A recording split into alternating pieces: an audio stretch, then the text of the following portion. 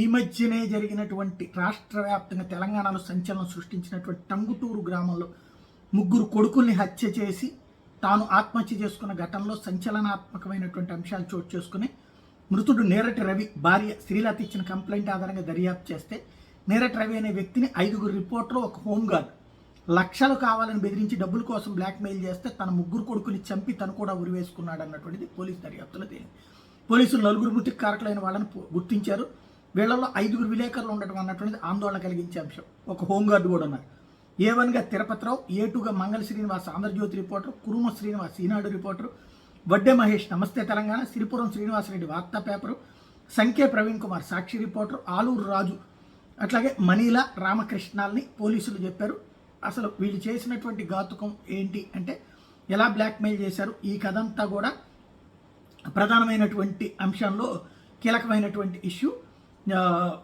ఇందులో అంటే ఇక్కడ క్రమంగా దేశం ఎటుపోతోంది అంటే బ్లాక్మెయిల్ బెదిరింపుల వైపుకి వెళ్తోంది అన్నటువంటిది. ఒకసారి పోలీసులు ఏం చెప్పారు చూద్దాం. ఈ నెల 3వ తారీఖు శంకర్పల్లి మండలం టంగుటూరు విలేజ్ లో నీరట్ రవి అనే వ్యక్తి తన 3 కొడుకుల్ని ఉరివేసి తను కూడా హ్యాండ్ చేసుకుని చనిపోయిన బ్యాడ్ ఇన్సిడెంట్ మనందరికీ తెలుసు.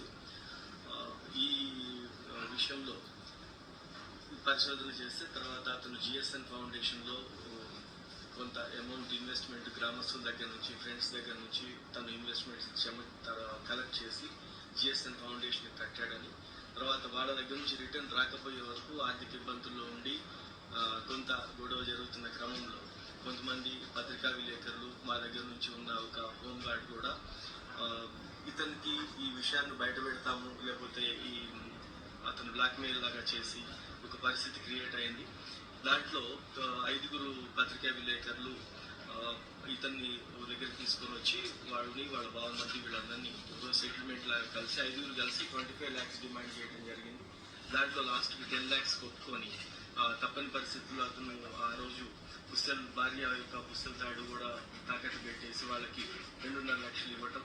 దాని తర్వాత వెంటనే అతను నెక్స్ట్ కొద్ది రోజుల్లో పిల్లల్ని చంపేస్తాను చనిపోవడం జరిగింది. దీంట్లో అలానే మా దగ్గర ఉన్న హైదరాబాద్ సిటీ పోలీస్లో హెడ్ క్వార్టర్స్లో పనిచేసే ఒక హోంగార్డ్ నాగరాజు అనే వ్యక్తి కూడా అతని దగ్గర కొంత ఇన్వెస్ట్ చేసి ఆ ఇన్వెస్ట్ కింద అతను గతంలో కొనుక్కున్న ప్లాట్లను కూడా కాగితాలు తీసుకొని వెళ్ళి వేరే వాళ్ళ దగ్గర మార్టిగేజ్ చేపించి 20 lakhs తీసుకొని అతనికి పూర్తిగా ఆధారాలు లేకుండా జీవనాధారం కోల్పోయేలాగా చేయటం, ఇవన్నీ ఫ్రస్ట్రేషన్తో అతను బ్యాడ్ ఇన్సిడెంట్ పాల్పడటం, అతను చివరికి ఆత్మహత్య చేసుకోవటం, ఇదంతా కూడా ఎస్టాబ్లిష్ అయింది. ఈ కేసులో ఇప్పటి వరకు తెలిసిన దాని ప్రకారము మన శంకర్పల్లి విలేకరులు ABN నుంచి శ్రీను, ఈనాడు నుంచి శ్రీనివాస్, నమస్తే తెలంగాణ నుంచి మహేష్, సాక్షి నుంచి ప్రవీణ్, తర్వాత వార్తా నుంచి శ్రీనివాస్ రెడ్డి, ఈ 5 వ్యక్తులు ఆ రోజు వెళ్ళిన దాని మీద ఫస్ట్ నుంచి పేర్లు వచ్చాయి. వస్తే దీంట్లో ఉన్న విషయం ఏంటి అంటే ఏదో ఒక ఫౌండేషన్కి డబ్బులు డిపాజిట్ చేస్తే ఇంత వస్తుందంటూ ఒక బిజినెస్ పెట్టారు. దానికి ఈ వ్యక్తి చనిపోయినటువంటి వ్యక్తి అందరి దగ్గర నుంచి ఊళ్ళో వాళ్ళ చేత కట్టించాడు. ఆ తర్వాత ఆ ఫౌండేషన్ వాళ్ళు అతన్ని మోసం చేశారు. వీళ్ళు ఈ హైదరాబాద్లో ఉండేటువంటి ఒక హోంగార్డు ఈ రిపోర్టర్లను పట్టుకుని అతని దగ్గరికి పోయాడు.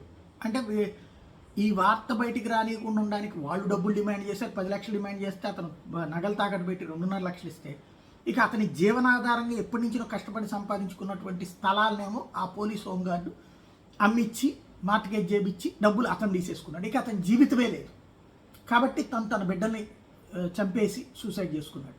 ఇలాంటి పరిస్థితి చాలా దారుణం.